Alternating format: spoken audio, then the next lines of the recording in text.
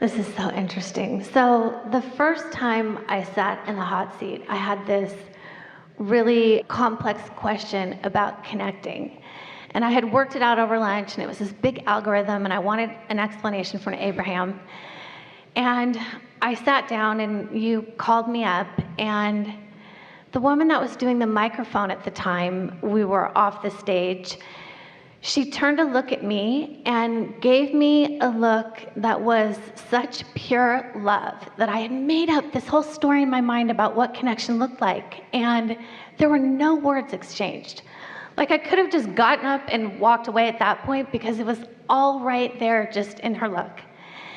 And I immediately started to cry, and I sat down anyway, and I could not pull it together. Like, when Jerry edited the CD, I didn't even have a title. Like, I was just globbed onto the person that came before me because there was nothing really that could be said about it.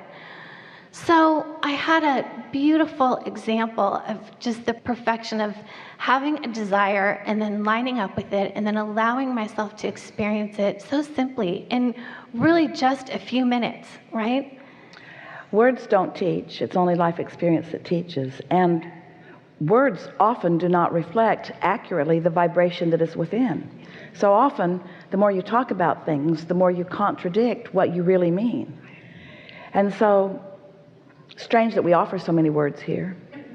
But when we come together in a collective gathering, it is comfortable to offer enough words that we join in a similar vicinity of vibration, and then together can move beyond. Yeah. But you are right.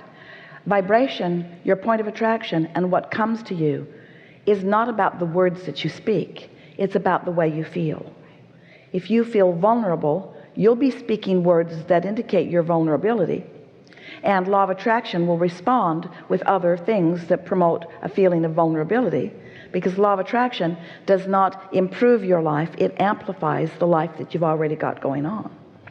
So it really is an important thing to understand vibration and emotion, and realize that that is your point of attraction. That is your point of attraction. That is your point of attraction.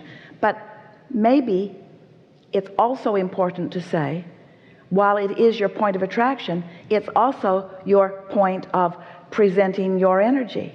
So it's what you are giving off. And you meet each other. In other words, law of attraction causes you to meet each other. That's what you saw in that beautiful exchange in the eyes of the beautiful woman. It's a meeting. And don't you always do that? If you're ornery, don't you meet up with the other ones who are? For a while we were talking about vibrational disc, and how if you're ending up in a traffic snarl and you're angry at the other drivers around, we want you to know you're on the disc with them.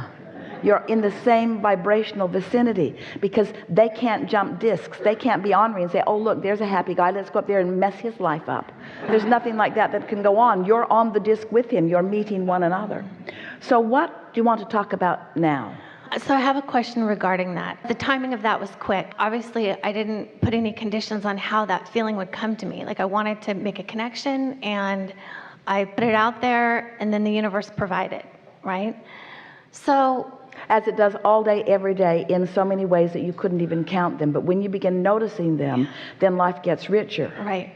And part of that, though, was not having any expectation about how it would be fulfilled, that I was just open to... Well, that's not really an accurate thing, because it isn't that you didn't have any expectation, it's that you didn't have any conscious realization of the expectation. And here's what we mean by this, and this is something that we've not talked about before. This sifting and sorting causes you to put things that you desire in your vortex. And as those things amass and law of attraction amplifies them and your inner being focuses upon them, there is a vibrational expectation. That's what we mean when we say things are always working out for you. There is an expectation, a source energy expectation. You are expected by source energy to thrive. So when you say, I didn't have any expectation, it doesn't matter how consciously you are aware of this magnificent expectation that we all have for you, but you certainly cannot be defying the expectation that we have with contradictory, strong beliefs of momentum. You can't be saying, no, that can't happen. And you weren't doing that. So let's just say the expectation was there, but you were just not shouting it to the universe. And that really is the leading edge conversation that we're wanting to have with so many of you here today, is that when we talk about this vibration, this desire becoming evolved enough, expanded enough, and enough momentum that it becomes possible for you to realize it. But you have to be in the receiving mode in order to receive the idea, in the receptive mode in order to receive the idea. What we're wanting to explain in the context of what you're talking about here is, you might say, I had no conscious expectation. And that's the same thing as saying, I have not been lingering in the vicinity so that I could receive consciously the expectation of my source. Can you hear how important that is? That's so big. And we don't think you even meant those words when you said them. We think they're just words that you're used to saying. I had no real expectation about that. And what most people mean when they say that is, I hadn't been talking about it. I hadn't been writing it down. It wasn't a big goal. It wasn't something that I've been working toward. And we're wanting to say to you that so often the things that you believe that you are working toward, you're not working toward them, you're working against them because you're working. Because there isn't an expectation of the natural evolution of them. Big point. You got it? Really good. Yeah, that was awesome. That was a brief snapshot. The timing happened quickly. When there's a gap between what it is, the desire that I create, and then the universe does its thing in step 2, and I'm allowing in step 3, but time goes by. Is it always the case of there being resistance there? Always? Always. So, well, resistance, yes, it's always the case. Anything that doesn't move fast is because of resistance. Esther found that out when the wheel came off her suitcase. She took it off the baggage carousel, and it's a Toomey bag, and she's always said it almost pulls itself. It rolls so easily, but it wasn't rolling at all, and she realized that a wheel had broken off during the flight, so she had essentially a sled and a lot of resistance. It slowed her way down.